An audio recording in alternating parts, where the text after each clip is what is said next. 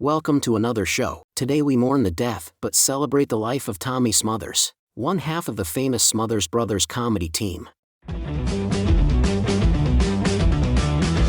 know what I want from you? What? I want you to tell this traditional poem you said you were going to say. You know, this is Christmas Eve, and you're going to tell everybody a traditional poem.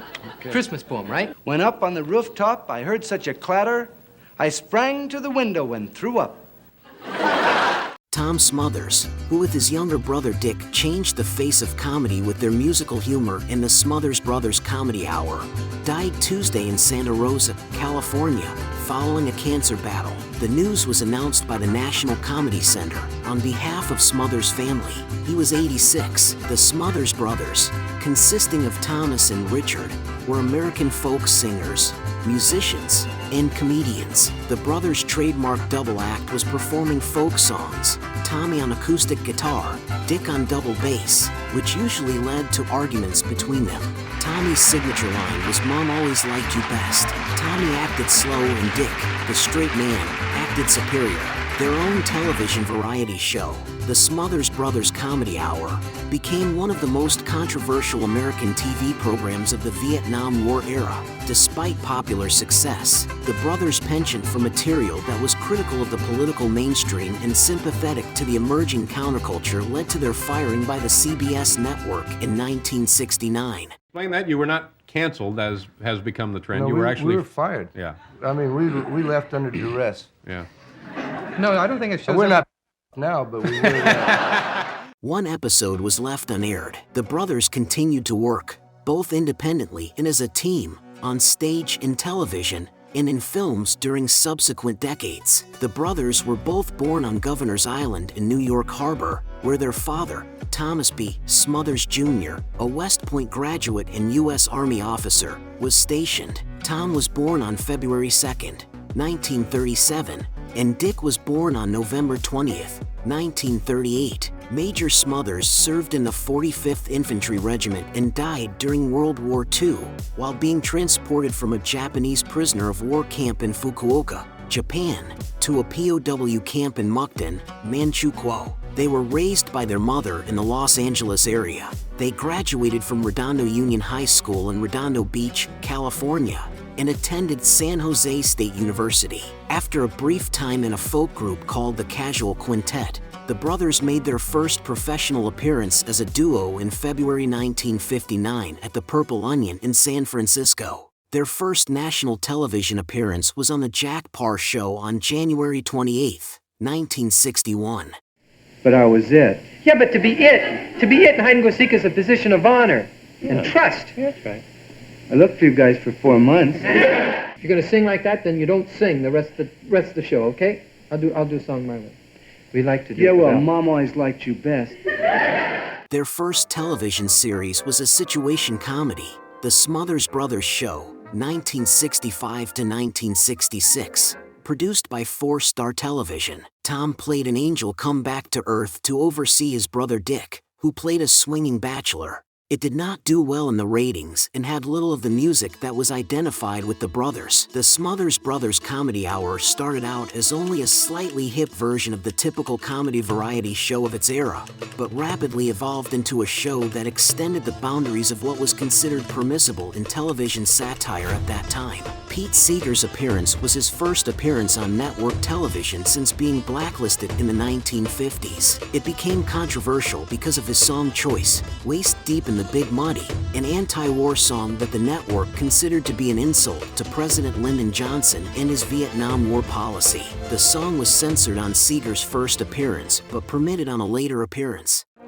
This land is my land, from California to the New York the Redwood Forest. The performance by The Who in 1967 was another defining moment in the series. As the group often did during that period, The Who destroyed their instruments at the conclusion of their performance of My Generation, with the usual addition of mild explosives for light pyrotechnic effect. The piece ended with guitarist Pete Townsend grabbing Tommy's guitar and smashing it. On the Smothers Brothers show that night, a small amount of explosive was put into the small cannon that Keith Moon kept in his bass drum, but it did not go off during the rehearsal. Unbeknownst to Moon, A stagehand had added another explosive before the taping, and later Mourn added another charge so that now there were 3 explosive charges in the cannon instead of 1. The blast contributed heavily to Townsend's long-term hearing loss. The brothers soon found themselves in regular conflict with CBS's network censors. He's flawed, just like I am and just like everybody else is.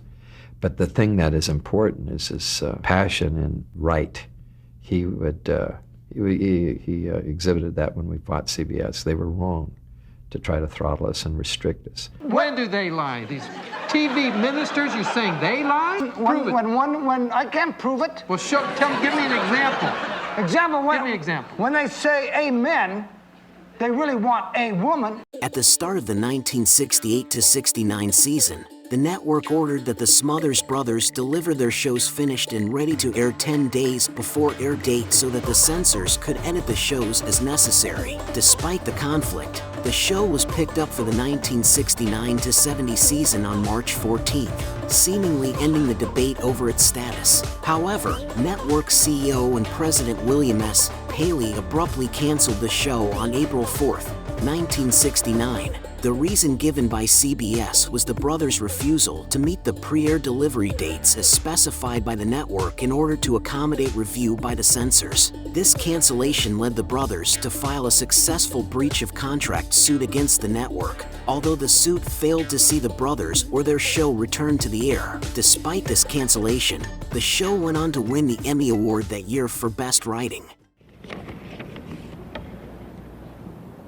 In Hollywood, the winners are the writers of the Smothers Brothers comedy. The saga of the cancellation of the show is the subject of a 2002 documentary film, Smothered. The brothers have worked independently as well. Dick has appeared as an actor in films, including a rare dramatic role as a Nevada state senator in Martin Scorsese's Casino. Tom appeared in the 2005 made-for-television movie Once Upon a Mattress. After more than 51 years of touring, the Smothers brothers officially announced their retirement from touring during their final performance at the Orleans Hotel and Casino in Las Vegas, Nevada, on Sunday, May 16, 2010. Tom Smothers, who with his younger brother Dick changed the face of comedy with their musical humor in the Smothers Brothers Comedy Hour, died Tuesday in Santa Rosa, California, following a cancer battle. The news was announced by the National Comedy Center on behalf of Smothers' family. He was 86. Dick Smothers said in a statement, "Tom was not only the loving older brother that everyone would want in their life, he was a one-of-a-kind creative partner. I am forever grateful to have spent a lifetime together with him, on and off stage, for over 60 years. Our relationship was like a good marriage. The longer we were together, the more we loved and respected one another.